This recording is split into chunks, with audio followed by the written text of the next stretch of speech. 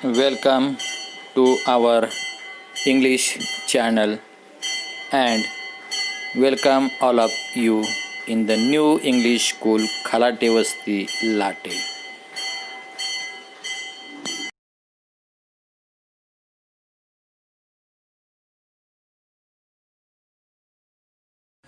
Hello friends, welcome to my channel English for You. Today we learn about my English book 8 standard 8. So we shall start. The topic is given here. I think there is the content is here, and unit 1, unit 2, unit 3 and unit 4 is also the topic of our content. So today we shall learn about the full form and contracted form. Do you know about what is mean by full form? तर मित्रांनो, तुम्हाला सर्वांना माहीत आहे की फुल form कशाला म्हणायचं आणि कॉन्ट्रॅक्टेड फॉर्म कशाला म्हणतात. तर आज आपण पाहणार आहोत की फुल फॉर्म आणि कॉन्ट्रॅक्टेड फॉर्म हे कशा पद्धतीने लिहितात. तर कॉन्ट्रॅक्टेड फॉर्म म्हणजे जी संक्षिप्त रूपं असतात तर त्याला शॉर्ट फॉर्मसुद्धा म्हटलं जातं. तर आपण इथं काही सोडवलेली उदाहरणं आहेत. So we start. The example given is here. There is first example is we look at my pen. There is first example, I am busy. So the contracted form is given here. The answer is I am busy. तर मित्रांनो, I am हा शब्द हा फुल फॉर्ममध्ये कसा लिहिला आहे आणि शॉर्ट फॉर्ममध्ये लिहिण्याची पद्धत म्हणजे अपॉस्ट्रॉफी वापरला जातो. मग ॲम शब्दाच्या एच्या ऐवजी हे तुम्हाला चिन्ह दिसत असेल अपॉस्ट्रॉफी, तो लावला की त्याला तो कॉन्ट्रॅक्टेड फॉर्म किंवा शॉर्ट फॉर्म तयार होतो. The next example is given here.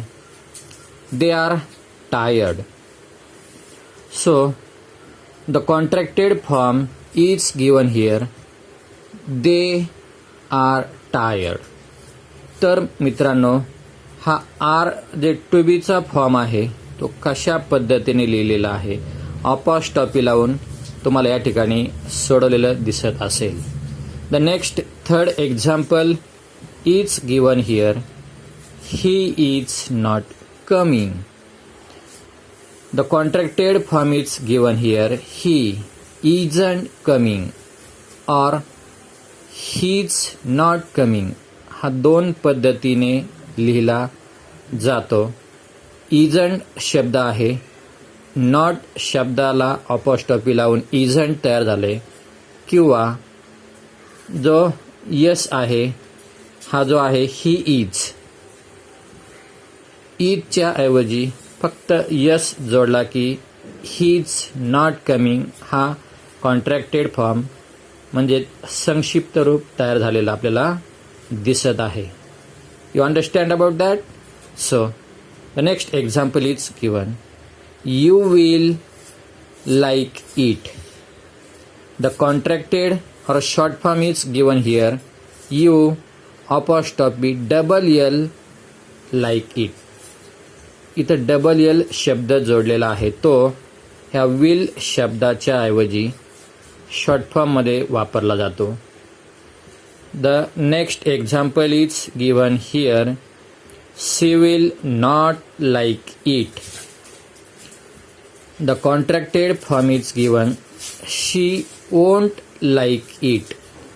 आता या ठिकाणी वोंट हा शब्द नवीन वाटत आहे, पण विल नॉट शब्दाचं वोंट यामध्ये रूपांतर केलं जातं. त्यामुळे या ठिकाणी विल नॉटच्या ऐवजी वोंट हा शब्द वापरतात, हे नेहमी लक्षात ठेवा. समजतंय ना? The next example is given here. We had been for a trip. The contracted form is given. We had been for a trip. हॅडच्या ऐवजी फक्त इथं तुम्हाला अपॉस्ट्रोफी डी शब्द लावलेला दिसत आहे. So the next example is given here. It must not happen again. And the contracted form is given. It mustn't happen again. नॉटच्या ऐवजी अपॉस्ट्रोफी वापरण्याची पद्धत आहे आणि मस्ट नॉट एकत्र जोडलं की तुम्ही याला मस्टंट सुद्धा म्हणू शकता. The next example is given here. That would be fine. The contracted form is given here. That would be fine. आता वुड या शब्दाचे रूपांतर फक्त डी लावलेला आहे, म्हणजेच वाचताना आपण त्याला दॅट वुड बी फाईन हा शॉर्ट फॉर्म वापरला जातो. And I think there is the last example is given here.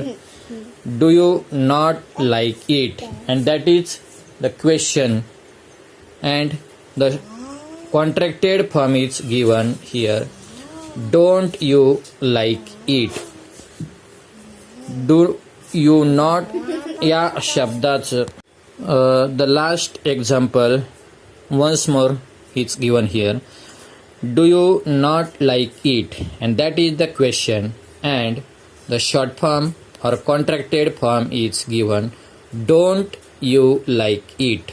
तुम्हाला या ठिकाणी दिसेल की लॉंग फॉर्ममध्ये do you not like it ही प्रश्नार्थक रचना आहे आणि त्यामुळे या ठिकाणी डू या रूपाच्या पुढे कर्ता अपेक्षित असतो आणि तुम्हाला शॉर्ट फॉर्म करताना डोंट हा शब्द जोडून घ्यावा लागेल आणि त्यानंतर सब्जेक्ट म्हणजेच कर्ता यू हा पुढे येईल. आता दिलेला ॲक्टिव्हिटी आपण ही सोडवलेली आहे, तर तुम्हाला या ठिकाणी खाली ॲक्टिव्हिटी सोडवायची आहे, तर ती आपण आता पाहूया. Fill up the gaps in the table below. आता या ठिकाणी मी तुम्हाला सोडवलेली ॲक्टिव्हिटी दाखवतो. Contracted form and full form. That is the pink colour table is given here. So आपण आता या ठिकाणी ती ॲक्टिव्हिटी प्रत्यक्ष कशा पद्धतीने सोडवायची हे मी तुम्हाला दाखवणार आहे. आता हा तुम्हाला सराव आहे, प्रॅक्टिससाठी तुम्हाला ही ॲक्टिव्हिटी आहे. तर तिथं दिसेल तुम्हाला की कॉन्ट्रॅक्टेड फॉर्म आणि या ठिकाणी फुल फॉर्म. तर लेट्स शब्दाचा फुल फॉर्म तुम्हाला या ठिकाणी सोडवायचा आहे या कॉलममध्ये. तर मी तो लिहितो, तुम्ही आपापल्या याच्यामध्ये व्यवस्थित तो सोडवायचा आहे. लेट्स या शब्दाचा फुल फॉर्म होईल लेट अस. या ठिकाणी तुम्हाला दिसतंय सोडवलेलं. त्यानंतर दुसरं एक्झाम्पल आहे. The next example is given here. Shan't. आणि शांट या शब्दाचं तुम्हाला फुल फॉर्ममध्ये रूपांतर करायचं आहे, तर त्याचं आन्सर तुम्हाला होईल शाल नॉट. या ठिकाणी मी सोडवतोय.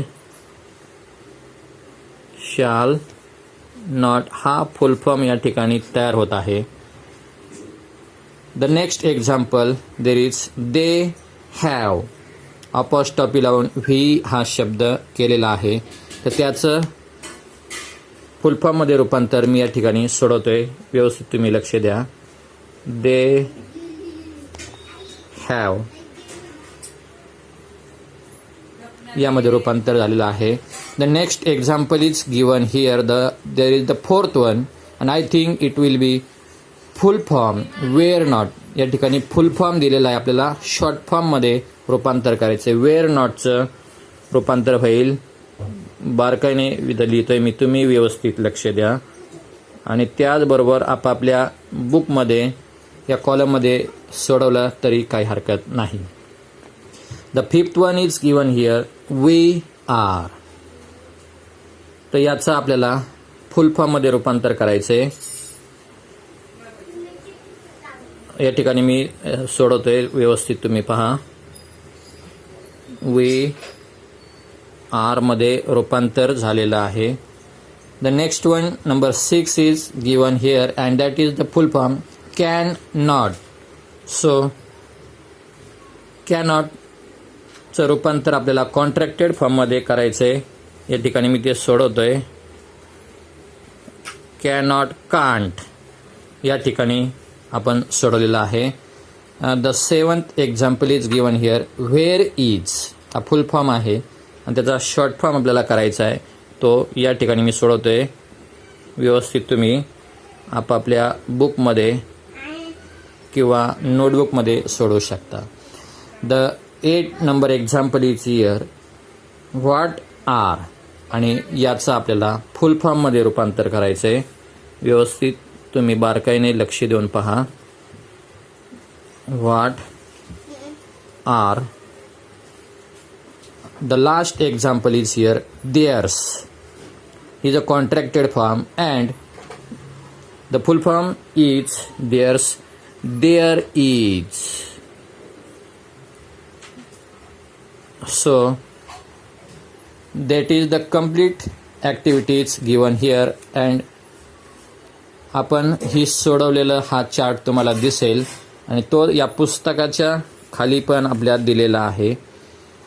फक्त मी तुम्हाला कशा पद्धतीने प्रत्यक्ष सोडवायचा तो तुम्हाला या ठिकाणी याच्यामध्ये दिसतंय. आपल्या बुकच्या फर्स्ट पेजवरती हे तुम्हाला चार्ट दिलेला आहे. तर मुलांनो, आज आपण पाहिलं की फुल फॉर्म आणि कॉन्ट्रॅक्टेड फॉर्म म्हणजे काय. तर सर्वांनी आपापल्या नोटबुकमध्ये हा चार्ट व्यवस्थित राईट डाऊन करायचा आहे. So don't forget to subscribe my channel English for you. Thank you all of you.